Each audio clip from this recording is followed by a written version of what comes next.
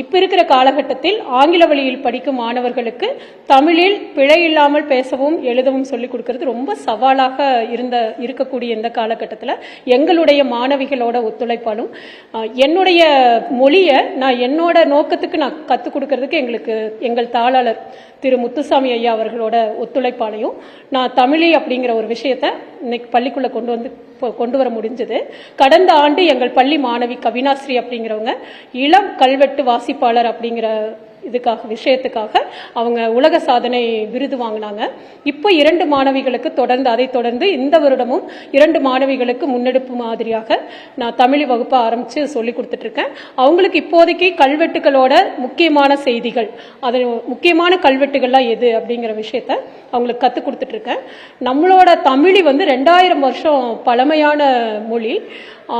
அதனோட விஷயத்த எப்படி குழந்தைகளுக்கு நம்ம கொண்டு போய் சேர்க்கலாம், இதனால அவங்களுக்கு என்ன பயன் அப்படின்னு சிந்தித்து பார்க்கும் பொழுது அவங்க நம்மளோட பழமை பண்பாடு நம்மளோட மொழியோட வளர்ச்சி அதையெல்லாம் தெரிஞ்சுக்கிறது ரொம்ப பயனுள்ளதாக இருந்ததால இதை ஆரம்பிச்சிருக்கோம். மேற்கொண்டு எங்களோட பள்ளியோட ஆதரவாலையும் அவங்களோட முழு ஒத்துழைப்பாலையும் மாணவர்களோட திறனாலையும் அடுத்தடுத்து வகுப்புகள் தயார் பண்ணிட்டு இருக்கோம். நன்றி. இப்போ பார்த்தீங்கன்னா அதனோட வளர்ச்சியான வடிவம் தான் நம்ம இப்போ எழுதிட்டு இருக்கிற வடிவம் சார். அதில் இப்போ சில எழுத்துக்கள் பார்த்தீங்கன்னா இப்போ ஈங்கிற எழுத்து எடுத்துக்கோங்க. அதனுடைய அடிப்படையான விஷயம் 2 கோடு இட்டு உள்ள புள்ளி இடுவோம் இல்லைங்களா. இப்போ அதே போல தான் ஒரு கோடிட்டு 2 பக்கம் புள்ளி இருந்ததுன்னா அது ஈ தமிழி, சரிங்களா. அதே போலதான் புள்ளி இட்டு முக்கோணம் இட்டு இருந்தா அது ஏங்கலாம். அதனோட வளர்ச்சியான வடிவம் தான் நம்ம இப்போ எழுதிட்டு இருக்கிற ஏ, சரிங்களா. அது நம்ம முதல்ல நம்மளோட பழமையை தெரிஞ்சுக்கணும். அதுக்கு நம்ம எடுத்தோன்னே இந்த வடிவமெல்லாம் எழுதியிருக்க மாட்டாங்க.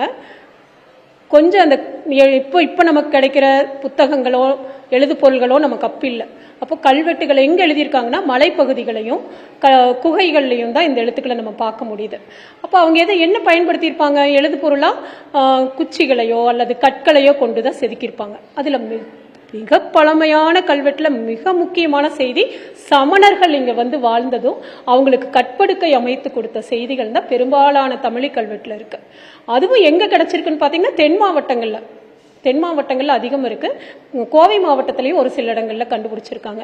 இதுல கரூர் மாவட்டத்தில் இருக்கிற அந்த மிகப்பெரிய ஒரு கல்வெட்டு அப்படின்னா அந்த சேரர்களோட பரம்பரைகளை சொல்லக்கூடிய ஒரு கல்வெட்டு ரொம்ப அருமையா இருக்கும் சார்.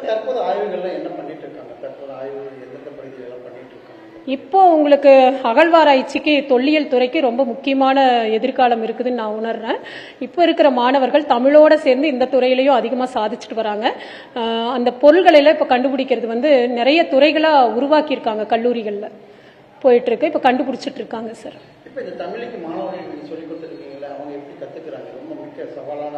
சவாலானது. ஏன்னா நான் ஒரு 25 வருஷமா நான் தமிழ் ஆசிரியரா பணிபுரிஞ்சிட்டு இருக்கேன்.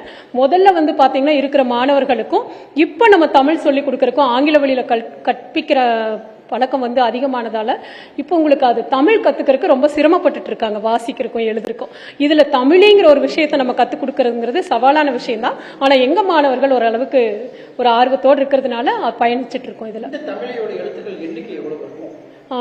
சுமார் 247 எழுத்துக்கள் தமிழ் எழுத்துக்கள் இருக்கு இல்லைங்களா. அதே போலதான். ஆனா இந்த அக்கென்ற எழுத்தையும் அவ்வென்ற எழுத்தையும் நம்ம பழங்கால கல்வெட்டுக்கள்ல பார்க்க முடியலைங்க சார். அப்ப பிற்கால கல்வெட்டுக்கள்ல ஒரு சில இடங்கள்ல மட்டும் கண்டுபிடிச்சதா சொல்லியிருக்காங்க. இப்ப நம்ம இந்த தொல்லியல் துறையில ஏன் நம்ம கால் பதிக்கணும்னு நான் நினைக்கிறேன்னா, இப்ப மாணவர்கள் கோவிலுக்கு போறாங்கன்னு வச்சுக்கோங்களேன், விபூதி வாங்கி நம்ம நெற்றியில இட்டுட்டு மீதி விபூதியை பார்த்தீங்கன்னா அங்கங்க நம்ம போட்டு வருவோம் பொறுப்பு இல்லாம. இப்ப நம்ம இதை படிச்சவங்களுக்கு அப்புறமா நம்மளுடைய தொல்லியல் துறை என்ன, நம்மளோட பண்பாடு என்ன, நம்மளோட சின்னங்களை நம்ம எப்படி பாதுகாக்கணுங்கிற உணர்வு அந்த குழந்தைகளுக்கு சிறு வயதிலிருந்தே நம்ம ஊட்டுற மாதிரி இருக்கும். முக்கியமா அது ஒரு மிகப்பெரிய ஒரு விஷயமா நான் பாக்குறேன் சார். நீங்க கோயில் சுவர்ல பொது இடங்கள்ல எல்லாம் அந்த எழுதி வைக்கிற பழக்கம் இன்னுமே இருக்குங்க.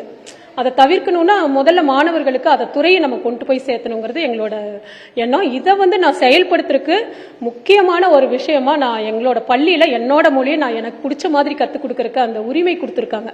அந்த உரிமை கொடுத்த எங்களோட தாளாளர் முத்துசாமி ஐயா அவர்களுக்கு எனது நெஞ்சார்ந்த நன்றிகள்.